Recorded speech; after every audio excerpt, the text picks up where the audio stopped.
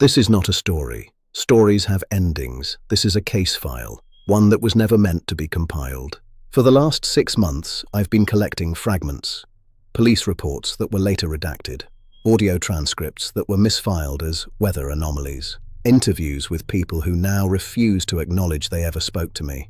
I'm putting this together because I'm starting to forget things, and I need a record, something to prove that what I found was real before it's gone. There is a village on the western coast of Scotland, Kilbrae. You won't find it on most maps, not anymore. The roads that led there have been closed. The ferry route discontinued. Officially, it was due to economic non-viability. But people who lived there, they tell a different story. Not because they've forgotten it, but because they've learned that remembering it gives it a shape, and a shape can find you. They called him the villain of the age, a title from another century, resurrected for a man who never raised his voice. No one saw him commit a crime, no witnesses to any act of violence. But there was a pattern, a perfect, unbreakable pattern. He never forced anyone, he never chased, he simply spoke to them. A conversation, brief, polite. And then, with the inevitability of a tide, 3 days later, they were gone. No one remembers the day Elias Varn arrived. That's not a metaphor. I've combed through shipping manifests, bus logs, even old newspaper clippings. There is no record of his arrival. He simply manifested. One morning, the old stone croft near the Devil's Elbow, a cliff face where the fog never lifts, was no longer empty. The door, nailed shut for 30 years, was open, and he was inside. He was a man of no remarkable features, mid-40s perhaps, average height, brown hair. His voice was a calm, neutral baritone. People described him as polite, unfailingly so. He would nod to you in the post office. He would ask about your day with a sincerity that felt practiced, but you couldn't prove it. And he was forgettable. People would have a conversation with him and then struggle to recall his face.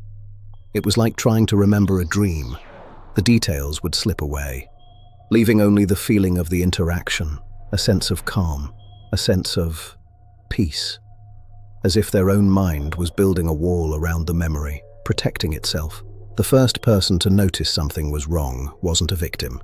It was a dog, a sheepdog named Bran. Every time Elias passed, Bran would stop, tail tucked, and emit a low, guttural whine. Not a bark, not aggression. A sound of primal, instinctual dread. The sound an animal makes when it senses a predator that doesn't belong in this world. The fisherman's last catch. The first disappearance was Callum Reed, Bran's owner, a fisherman, 3rd generation. A man so predictable, his wife, Isla, used to joke you could set your watch by the sound of his boots on the path at 5:47 p.m.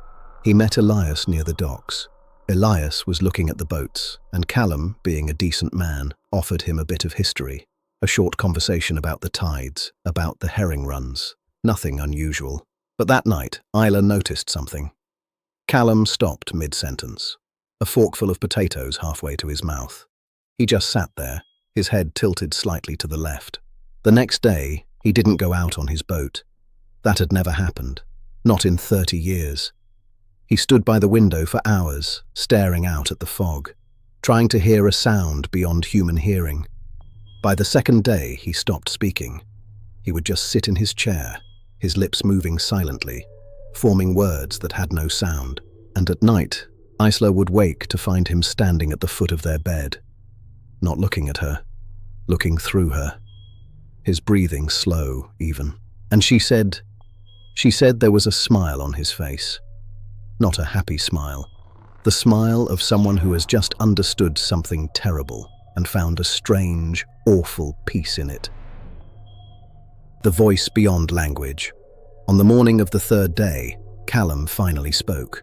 His wife recorded it. The official transcript marks most of it as inarticulate.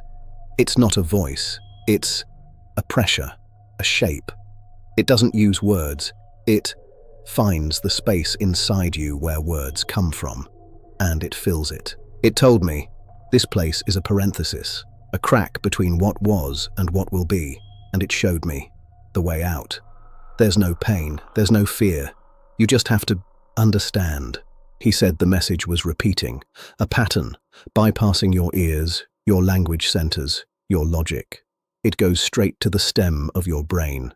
You are not where you belong. This place is wrong. You are not where you belong. This place is wrong. It simply rewrites your reality.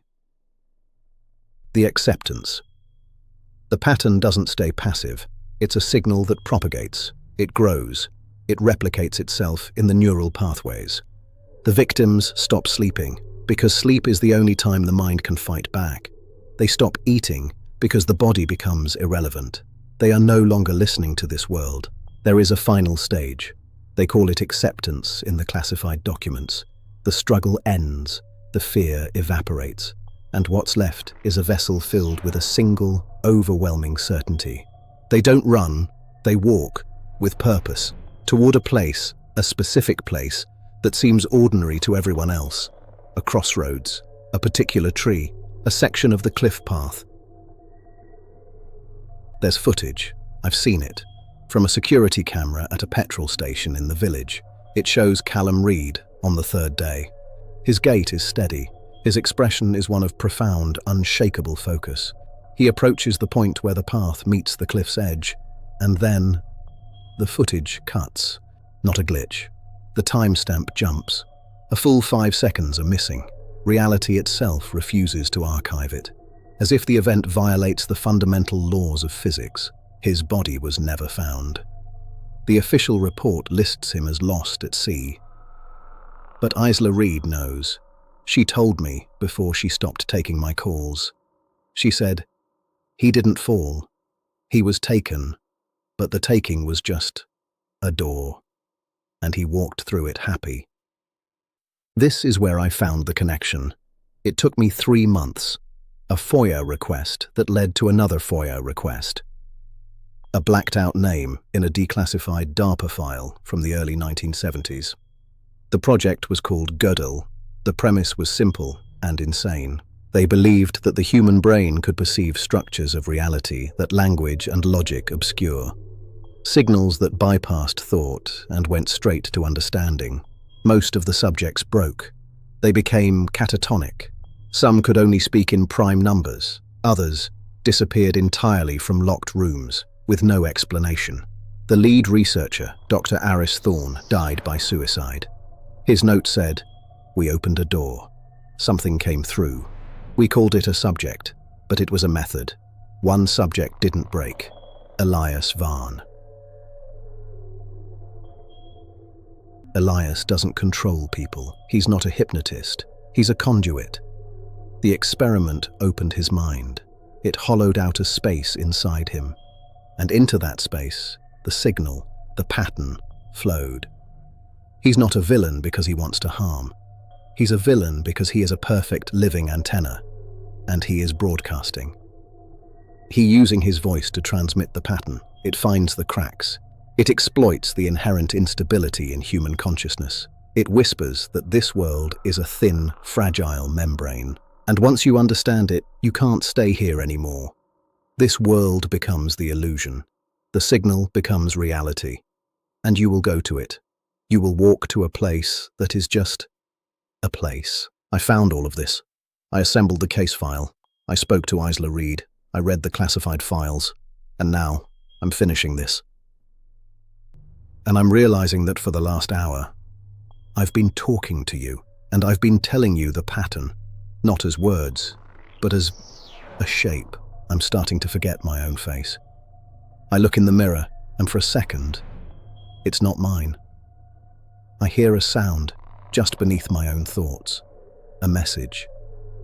It says this place is a parenthesis, a crack between what was and what will be, and it's showing me the way out. There's no pain, there's no fear.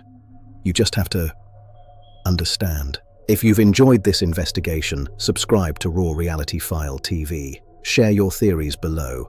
We are watching. Thank you for your support. Like and share this case file.